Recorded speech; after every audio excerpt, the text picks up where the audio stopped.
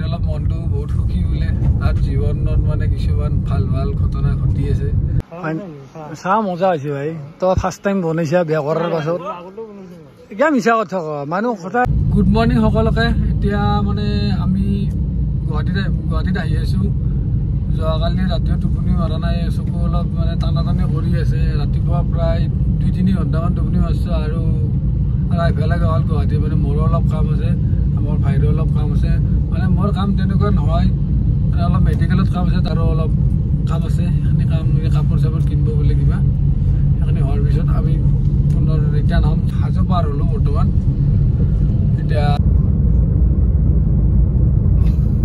অলপ মনটো বহুত সুখী বোলে তাৰ জীৱনত মানে কিছুমান ভাল ভাল ঘটনা ঘটি আছে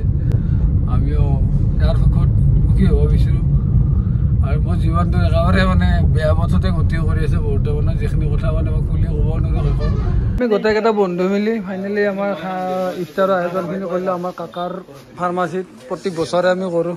এই বছৰৰ এই 26 নম্বৰ ৰোজত আমাৰ ইফতাৰৰ আয়োজন হৈ গ'ল আজি চবে সদৰ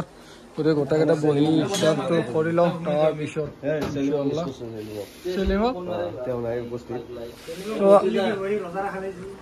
আমাৰ এটা বন্ধু নাই ৰখা নাই চালিম ভাই তাৰ কাৰণে আমি বহুত দুখিত আৰু অকলে মিছ কৰা বুলি কৈ আছে সিও মিছ কৰি আছে চেলিমক তো চেলিম ভাই বেয়া নাপাবি আমি ইফতাৰটো কৰি লওঁ পাছত আসসালামু আলাইকুম গাইজ তো আজি হ'ল 26 ৰোজা যেটো 12টাৰ পিছত মানে 27 ৰোজাত লাগিব আজি হ'ল লাইলাতুল কদৰ আজি গোটেই ৰাতিটো মানে আমাৰ মছজিদত আল্লাহ ইবাদত কৰিম আৰু লাইলাতুল কদৰত মানে গোটেই ৰাতিৰ নামাজ পঢ়িব লাগে লাইলাতুল কদৰৰ নামাজ তো গাইজ আমাৰ এতিয়া মেহুপে চাহ বনি আছে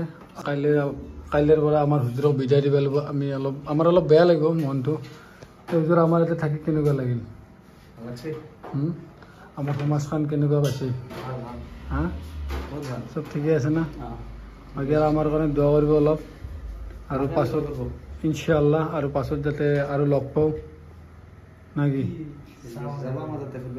এইটো ইনশাআল্লাহ যাম চিন্তাৰ লগতে যাব লাগিব তো কাকা আজি চাহ বনাব ফাৰ্ষ্ট টাইম বিয়া কৰা মৰাত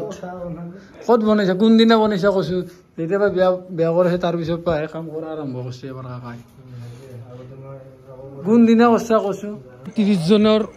কাৰণে আমাৰ চেহেৰি আয়োজন কৰা হৈছিল চেহেৰি আয়োজন কৰি আছে আমাৰ চানাই চানা ভাত বনাই আছে আৰু এইটো ৰাহুলে দালি বনাই আছে হা দালি ভাত কৰিব লাগিব কি ক আৰু হ'ল আজি 27 নম্বৰ ৰোজা হ'ব ন আজি 27 নম্বৰ ৰোজা আমাৰ তাৰাবি ফাইনেলি শেষ হৈ গ'ল খতম তাৰাবি শেষ হৈ গ'ল না খতম তাৰাবি শেষ হৈ গ'ল আৰু খানাত কি আয়োজন আছে আজি লোকেল মুৰ্গী দালি ভাত আৰু আজি গাখীৰ চাখীৰ নাই দৈ গাখীৰ ন যি কি নহওক এইফালে যা এই ৰাতি যা আহিলো হয় নমাজ পঢ়া হ'ল কিবা বেলেগ আয়োজন কৰি কিহৰ আয়োজন তো গাইছ সেইফালে আমাৰ নামাজ পঢ়ি আছে বৰ্তমান হ'ল নামাজ পঢ়া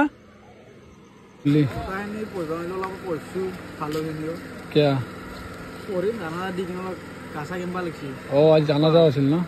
ভাই পেটৰ অসুখ হৈছিল ভাল পালি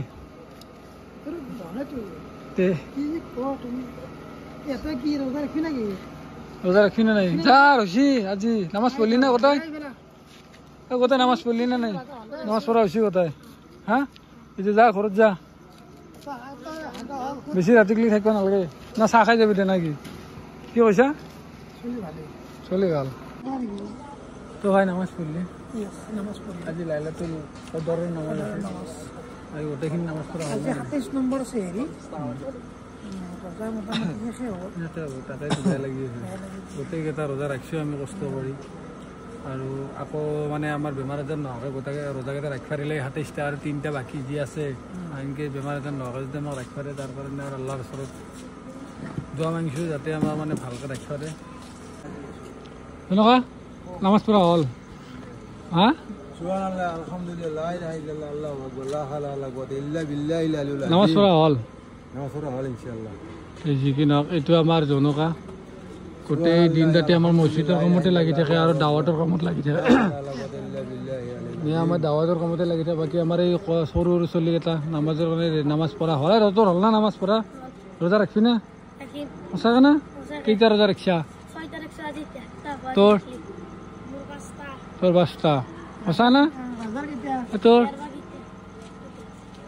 কেতিয়া হৈছে তোৰ যি কি নহওক